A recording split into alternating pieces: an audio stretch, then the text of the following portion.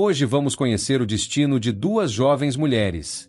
Para isso, vamos direto a Los Angeles, a cidade dos anjos, onde supostamente os sonhos se realizam. Na realidade, no entanto, é um lugar cheio de contrastes, onde o glamour e a pobreza coexistem lado a lado. A perspectiva de viver em Los Angeles é atraente para muitos jovens. Alguns vão para lá para iniciar ou continuar sua carreira dos sonhos, e foi isso que aconteceu com a pessoa do caso de hoje. Christy Gilles nasceu no Alabama, no dia 4 de novembro de 1997. Era a filha mais nova de Dusty Leslie Gilles. Teve uma infância muito feliz, morando em um subúrbio, em uma casa no final de uma rua sem saída, onde, junto com suas irmãs Britney e Misty, passava horas brincando no quintal. Nos sábados de manhã, elas sempre comiam panquecas, muitas vezes acompanhadas pelos primos e primas, o que fazia com que a casa dos Gilles fosse sempre cheia de vida e pessoas. Desde pequena, Christy era extremamente ativa fisicamente. Primeiro, interessou-se por futebol e decidiu se juntar ao time local. Além disso, também participava de corridas e, de modo geral, corria alguns quilômetros todos os dias, apenas por diversão.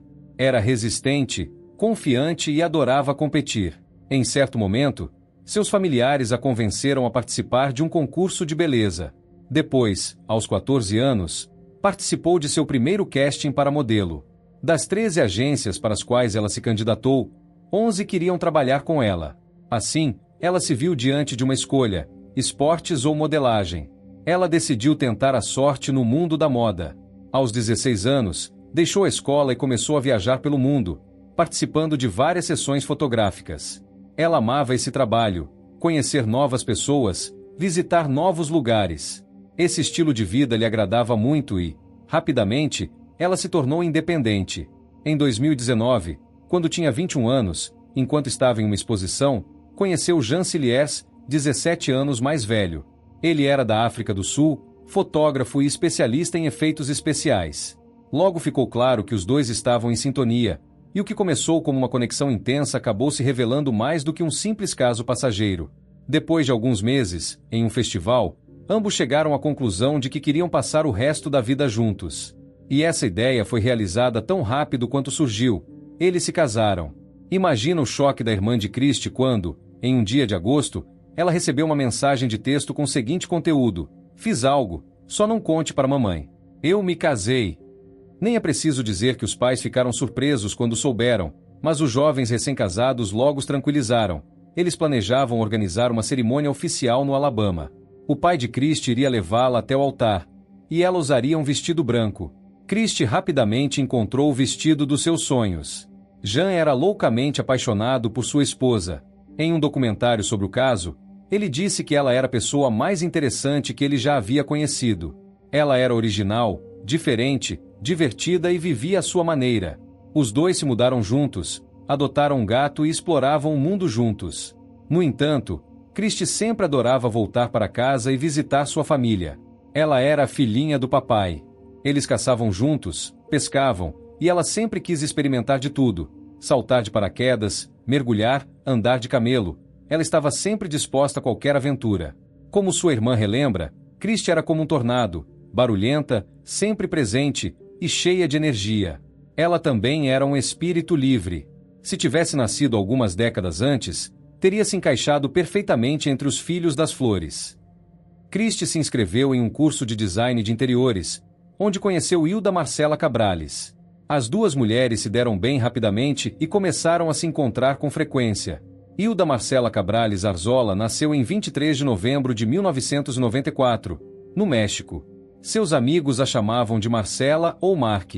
Em 2019, ela se formou na Universidade de Monterrey, sendo uma das melhores alunas de sua turma. Depois, começou a ganhar experiência em sua profissão, sendo arquiteta. Ela morou por alguns meses na Coreia do Sul, viajou muito, visitou 22 países e, finalmente, chegou a Los Angeles, nos Estados Unidos. Marcela era descrita como determinada, ambiciosa e sempre dava 100% de si em tudo o que fazia. Além disso, adorava dançar. Por exemplo, no México, ela deixou seu cachorro, Thomas, aos cuidados de um amigo da faculdade. Ela queria trazer seu cachorro para viver com ela em Los Angeles quando estivesse estabelecida. No futuro, ela também pensava em se mudar para o Canadá. Infelizmente, nenhum desses planos se concretizou. Agora, avançamos para os eventos de 12 de novembro de 2021. Jean, o marido de Christie, havia partido em uma viagem para São Francisco. Ele planejava passar o fim de semana lá, assistindo ao pôr do sol. Naquele dia, Christie levou seu gato, Loki, para a praia e gravou um vídeo do animal rolando na areia. Depois, enviou o vídeo, junto com outras fotos da viagem, para seu marido, escrevendo: "Queria que você estivesse aqui." Naquela noite, ela e Marcela planejaram ir a uma festa. A noite começou em um estúdio de arte e restaurante, e depois elas foram dançar. A festa estava sendo realizada em um antigo armazém, onde o DJ favorito delas ia tocar. Era por volta de 23 horas quando as duas chegaram ao local. Nos vídeos e fotos tirados naquela noite, as duas aparecem sorrindo, dançando e tomando drinks na seção VIP. Na manhã seguinte, quando Jean acordou, viu que sua esposa havia lhe enviado uma mensagem. Ele respondeu imediatamente, mas não recebeu resposta. No início, isso não o surpreendeu muito. Ele pensou que provavelmente Jean ainda não tinha começado a se preocupar, pois ambos, por segurança, tinham acesso às suas localizações, com a função de rastreamento ativada nos celulares. O homem decidiu então verificar o que exatamente o aplicativo mostrava. Foi quando ele percebeu algo estranho. O celular da esposa não estava em casa, mas em um lugar que ele não reconhecia. Tudo indicava que a mulher estava no hospital. Jean pegou o telefone e imediatamente ligou para lá. Ele descobriu que sua esposa realmente havia sido internada. No entanto, os funcionários do hospital não quiseram fornecer nenhuma informação adicional. Logo em seguida, ele ligou para os pais de Christie e, em seguida, comprou uma passagem para o próximo voo para Los Angeles. Pouco depois, sua sogra retornou a ligação, chorando, e disse que Christie havia morrido. No mesmo dia, na cidade de Durango, no México, o telefone também tocou. Quem atendeu foi a mãe de Marcela Cabrales. Ela era médica e estava acostumada a lidar com situações difíceis, mas não estava preparada para o que ouviu naquele momento. Sua filha mais velha havia sido levada para um hospital em Los Angeles e estava em estado grave. A mãe imediatamente começou a se perguntar se sua filha havia sofrido um acidente ou se algo mais havia acontecido. Vários pensamentos passaram por sua cabeça, mas, junto com o marido e a filha mais nova, decidiram que iriam voar para os Estados Unidos. Marcela estava inconsciente e lutou por sua vida pelos 11 dias seguintes. Durante todo esse tempo, ela permaneceu em coma, até que seus órgãos começaram a falhar. A família teve que tomar a decisão mais difícil de suas vidas. No dia anterior ao 27º aniversário de Marcela, ela foi desconectada dos aparelhos que a mantinham viva. Os pais também decidiram doar os órgãos da filha para transplante. Agora, você provavelmente está se perguntando como essas duas mulheres foram parar no hospital e o que realmente aconteceu com elas. Vamos começar explicando um ponto bastante importante. No dia 13 de novembro, à tarde, Christie e Marcela não estavam no mesmo hospital. Christie foi admitida no Southern California Medical Center por volta das 16h30, enquanto Marcela só deu entrada no pronto-socorro do Kaiser Permanente Hospital algumas horas depois. No entanto, a causa da morte de ambas as mulheres foi a mesma. Foram detectadas doses tóxicas de várias substâncias em seus corpos. Isso, porém, não foi o que chamou a atenção da polícia. O que despertou o interesse das autoridades foi o fato de que ambas as mulheres foram levadas ao hospital pelos mesmos homens. Eles chegaram em um Toyota Prius preto, sem placas.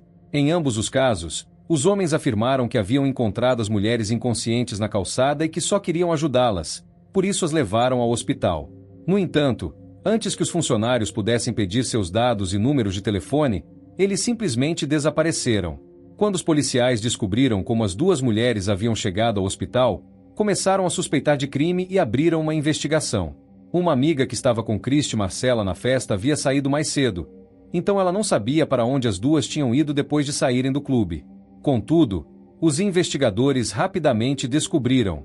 Ao analisarem os dados do celular de Christie, viram o mesmo endereço que o marido da mulher, Jean, havia visto quando verificou a localização do telefone dela, que marcava 8.641 West Olympic Boulevard. O homem suspeitava que algo terrível havia acontecido naquele local, então pediu ajuda no Instagram, perguntando se alguém conhecia o dono daquele apartamento.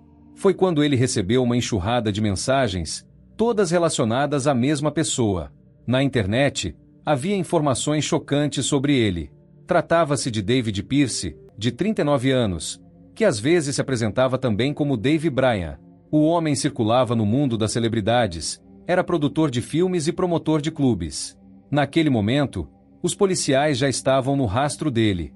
Quando chegaram à casa de David, avistaram o Toyota preto. O carro também não tinha placas, o que indicava que provavelmente era o mesmo veículo usado para levar as mulheres inconscientes ao hospital. Os policiais revisaram as gravações das câmeras e as fotos tiradas no clube na noite de 12 para 13 de novembro, e descobriram que David Pierce, seus amigos Brant Osborne e Michael Ba também estavam na festa em um antigo armazém. Em algumas fotos, eles podiam ser vistos com Marcella. Todos os três homens, além de Marcella e Christie, entraram juntos em um carro e foram embora. Pouco depois, o veículo parou na West Olympic Boulevard, e o grupo todo entrou no apartamento de número 8641. Apenas 19 minutos depois, Christie enviou uma mensagem de texto para Marcella, escrevendo algo como "Estamos saindo daqui", com um emoji. Marcella respondeu: "Sim, já pedi um Uber, ele está a 10 minutos daqui." Às 5h43, o motorista do Uber chegou ao endereço indicado e esperou 5 minutos, mas ninguém apareceu, então ele foi embora. As mulheres não conseguiram sair daquele apartamento, embora tudo indicasse que estavam tentando. Após essa troca de mensagens, não houve mais nenhum contato. Outras pessoas que também estavam na festa no armazém testemunharam mais tarde que os três homens disseram ser famosos produtores de cinema de Hollywood.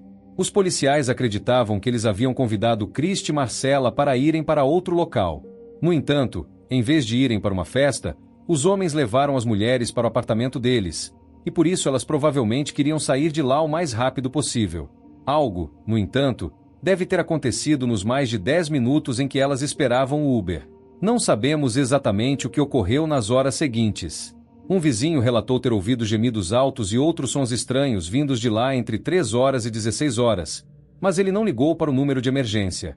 Ele explicou mais tarde que o apartamento de David Pierce sempre era barulhento. Embora, naquela ocasião, os sons o tivessem incomodado, ele já achava que tudo relacionado a David Pierce era peculiar e que poucas coisas ainda o surpreendiam. Ele também não queria fazer inimigos no bairro, então nunca chamou a atenção de David, simplesmente para evitar conflitos. Outro vizinho, um homem de 75 anos, disse que muitos moradores da área estavam cansados de David Pierce. Os investigadores conseguiram acessar gravações de câmeras instaladas em um prédio perto do apartamento dos suspeitos. Elas mostraram que, no dia 13 de novembro, às 16h19, ou seja, 11 horas depois que o grupo entrou no apartamento, David e seu amigo Osborne olharam ao redor para garantir que não havia ninguém que pudesse reconhecê-los. Parecia que eles não notaram um detalhe importante: a câmera. De qualquer forma, mais tarde, os dois homens entraram no Toyota preto e seguiram em direção ao hospital. Além deles, um terceiro homem, Michel, também apareceu na frente da casa, carregando algumas sacolas. Após um tempo, Pierce e Osborne voltaram ao apartamento e, então, carregaram para o carro a Marcella seminua. Ela, como já sabemos, foi levada para um hospital completamente diferente. Quando os investigadores apareceram no West Boulevard para interrogar os homens, o homem de 42 anos, Brand Osborne, parecia estar um pouco estressado. Osborne era ator e havia atuado em algumas produções de baixo orçamento. Ele testemunhou que, de fato, na noite anterior, praticamente foi direto dormir e só acordou por volta das 14 horas. Após essas palavras, ele acrescentou que queria um advogado. Ok, mesmo assim, ele continuou a história, insistindo que não viu aquelas mulheres consumirem qualquer substância ilegal em sua casa. Ao acordar, elas aparentemente estavam com dificuldades para respirar e emitiam sons estranhos. Ele e os amigos, então, concluíram que dariam mais tempo para elas se recuperarem, mas a situação não melhorou, só piorou. Osborne afirmou que ele e seus amigos não ligaram para a emergência porque não conheciam aquelas mulheres e nunca haviam estado em uma situação assim antes. Ele admitiu que entrou em pânico, embora tenha tentado fazer a coisa certa. Acrescentou que levaram Christie e Marcella para 2 hospitais diferentes porque não queriam levantar suspeitas. Durante a conversa com os policiais, Pierce, por sua vez, declarou que não fez nada de errado e não tinha nada a ver com o que aconteceu com as mulheres, que não as matou. Assim como seu colega, tentou garantir sua inocência. Durante essa busca, os investigadores notaram que faltava um lençol em uma das camas. No quarto de Pierce, havia várias lembranças e outros itens relacionados ao mundo dos filmes adultos. Como se descobriu mais tarde, e sobre o que contarei em breve, ele gostava de exibir essa coleção para seus convidados. Além disso, os policiais descobriram em uma caixa de sapatos 2 balanças eletrônicas e mais de $200 mil em dinheiro. 4 dias depois, durante conversas de rotina, descobriram, no entanto, que durante aquela busca, talvez tivessem deixado passar algo. Naquela época, conversavam com colegas de trabalho de Osborne, e estes testemunharam que o homem lhes contou que havia tido o fim de semana mais louco de sua vida. Ele confessou que, na noite de sexta-feira, junto com seus amigos, convidaram algumas garotas para sua casa. Depois, uma delas ficou sozinha no quarto e a outra estava beijando seu colega de quarto. No entanto, quando acordou no dia seguinte, David anunciou que uma das mulheres não estava bem, e eles não conseguiram sentir o pulso dela. Desesperado, eles a levaram ao hospital. Osborne disse, alegremente, a seus colegas de trabalho que a polícia não encontrou as substâncias ilegais que tinham em casa, nem o celular de uma das mulheres, e estava muito satisfeito com isso, até orgulhoso. Não demorou muito e aconteceram as cerimônias de despedida de ambas. Parte das cinzas de Christie foi entregue ao seu marido, que decidiu espalhá-las em locais importantes para ele e sua esposa. O restante das cinzas, os pais da mulher, junto com o vestido de noiva que, infelizmente, a filha não teve a chance de usar, guardaram em uma caixa decorativa com borboletas em Monterey, no México. Familiares e amigos de Marcela também se reuniram para lembrá-la. Todos vestidos de branco, comeram o bolo que ela adorava, enquanto sua música favorita tocava ao fundo. No final, soltaram lanternas no céu juntos. Em dezembro de 2021, David Pierce, Brand Osborne e Michael foram presos. Finalmente, Osborne e Michael foram liberados, enquanto as acusações contra eles estavam relacionadas a casos completamente não relacionados aos de Christie Marcel. O promotor informou à polícia que as evidências coletadas não eram suficientes para acusar os homens de homicídio. Os detetives foram, então, forçados a continuar a investigação. Pierce foi preso em conexão com uma agressão sexual. Ele atraía mulheres para seu apartamento, oferecia a elas bebidas, e depois que as mulheres perdiam a consciência, ele aproveitava a situação para consumar o ato. Quando as notícias de sua prisão apareceram na mídia, outras vítimas começaram a se apresentar. Uma mulher que conseguiu escapar dele contou sua história na internet, e foi revelado que ela não era a única. Havia muitos outros casos semelhantes, e todos tinham um padrão parecido. Inicialmente, o homem era charmoso, carismático e cavalheiro. Ele falava sobre sua carreira em Hollywood, convidava suas novas parceiras para festas e as apresentava a pessoas famosas. No entanto, isso não durava muito, e pouco do que ele dizia era verdade. Ele não era um grande produtor de cinema, apenas sabia onde aparecer no momento certo e convivia com celebridades. Quando alguém o contratava, logo se arrependia. Negócios obscuros, itens valiosos e dinheiro desapareciam magicamente. Sua ex-namorada, Rick, lembrava que ele costumava sair de lojas levando coisas e roubava constantemente. Quando ela foi para a cama com ele pela primeira vez, ele a drogou, colocando algo em sua bebida, e depois ria dela, gabando-se das coisas que tinha feito. Ele repetia que amava dormir com ela. Com o tempo, ele começou a ser agressivo.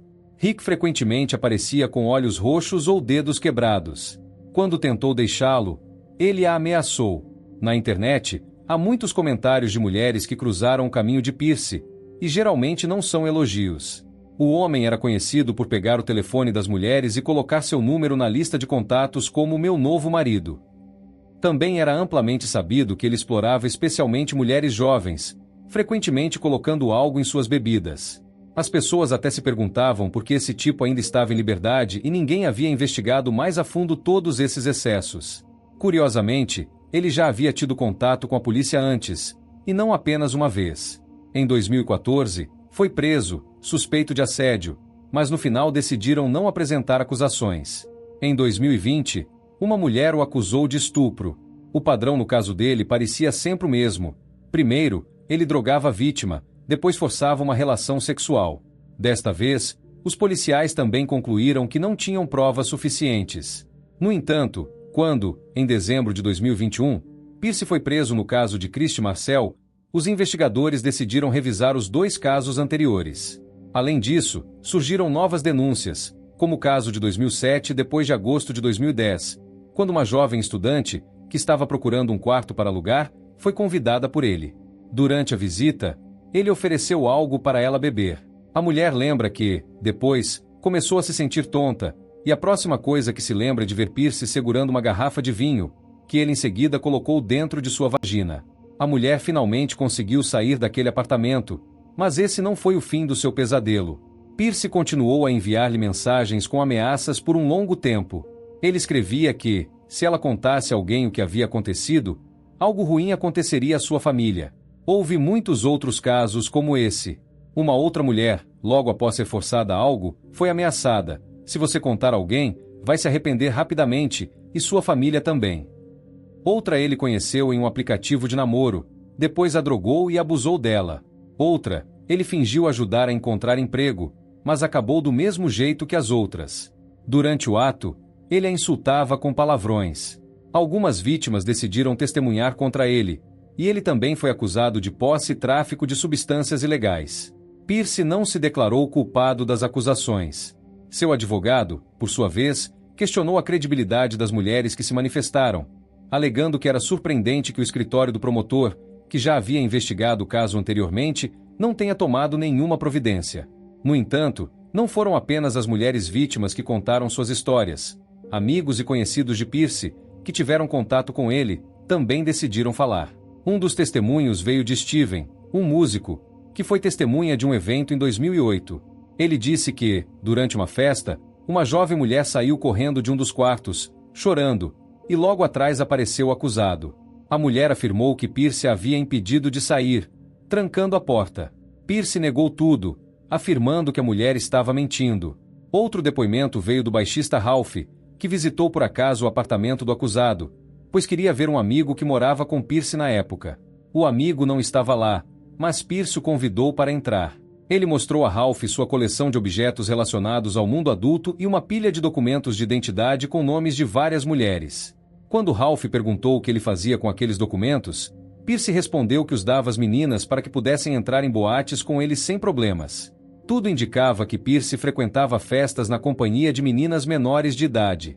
Além disso, no quarto de Pierce, Ralph viu vários cartões de crédito emitidos em diferentes nomes e alguns laptops caros. Naquele momento, Ralph decidiu que era melhor sair dali. Em 2015, David Pierce foi condenado por roubo e acusado de posse de substâncias ilegais, mas essa última acusação foi retirada. No momento de sua prisão, relacionada ao caso de Christy Marcella, em dezembro de 2021, Pierce tinha consigo um passaporte e $30 mil em dinheiro. Os investigadores também descobriram que ele havia pesquisado na internet sobre países que não têm acordo de extradição com os Estados Unidos. O tribunal estabeleceu uma fiança no caso de Pierce. Em maio de 2022, ele foi formalmente acusado do assassinato de Christy Gilles e Marcella Cabrales. Seu colega, Brent Osborne, foi novamente preso. Ele foi acusado de cumplicidade e, logo após, foi solto sob fiança. Michael Ansbach não foi acusado, e há rumores de que ele está cooperando totalmente com a polícia e testemunhará contra seus colegas durante o julgamento. A data do julgamento ainda não foi marcada. De qualquer forma, se condenado, Pierce pode enfrentar prisão perpétua, enquanto Osborne pode receber uma sentença máxima de 3 anos. Mas o que fez com que o promotor decidisse acusar os suspeitos foram os resultados da autópsia, especialmente os testes toxicológicos. No corpo de Christy Gilles, foi encontrada a presença de fentanil, cocaína, cetamina e GHB, também conhecido como ácido gama-hidroxibutírico. A GHB pode ser facilmente adicionada à bebida sem ser detectada, pois é incolor, inodora e insípida, e se dissolve bem em água. Tem um forte efeito sobre o sistema nervoso central, causando perda total ou parcial de consciência, estado extremo de calma e amnésia temporária. A causa da morte de Marcella foi falência de órgãos e envenenamento por uma mistura de fentanil, cocaína e êxtase. Também foram encontradas pequenas quantidades de outras substâncias. E é aqui que começam as primeiras controvérsias. Sabemos que Christy e Marcella consumiram cocaína e cetamina voluntariamente enquanto ainda estavam na boate, o que foi confirmado tanto por testemunhas quanto pelas mensagens trocadas por elas. No entanto, o legista acreditava que as vítimas morreram em decorrência de um crime, pois foi a alta toxicidade do fentanil que as matou. Além disso, Christy tinha GHB no corpo, o que reforça a teoria da polícia de que David Pierce foi o responsável por dar essas substâncias às mulheres e que ele fez isso intencionalmente para prejudicá-las. Eles acreditam que Pierce atraiu Christie e Marcella para seu apartamento e, em seguida, as drogou, o que estaria de acordo com seu modo de agir em outros crimes que cometeu anteriormente. O legista não encontrou marcas nos corpos das vítimas que indicassem que elas tentaram se defender ou que houve uma luta, o que apenas confirma a teoria da polícia de que elas foram drogadas. A mãe de Christie afirmou que, se sua filha não estivesse drogada, ela com certeza teria lutado, porque seu pai a havia ensinado a se defender. Embora no relatório do legista não haja menção de violência sexual, os médicos que cuidaram de Marcella no hospital observaram um leve sangramento vaginal e pequenas escoriações na região genital. A culpa de Pierce ainda não foi provada além de qualquer dúvida razoável. Aqui temos um suspeito que, por quase 14 anos, cometeu vários crimes e contravenções. Ele até se gabava de drogar mulheres e depois forçar relações com elas, e mesmo assim, várias vezes a promotoria decidiu não apresentar acusações. Mesmo quando as vítimas se apresentaram à polícia e quiseram depor, isso não foi suficiente para condená-lo. Na verdade, nem foi o suficiente para acusá-lo formalmente. Foi necessário que duas jovens mulheres perdessem suas vidas para que Pierce finalmente acabasse atrás das grades, e as palavras de todas essas mulheres fossem levadas a sério. Ainda assim, devemos lembrar que, por enquanto, ele está apenas preso.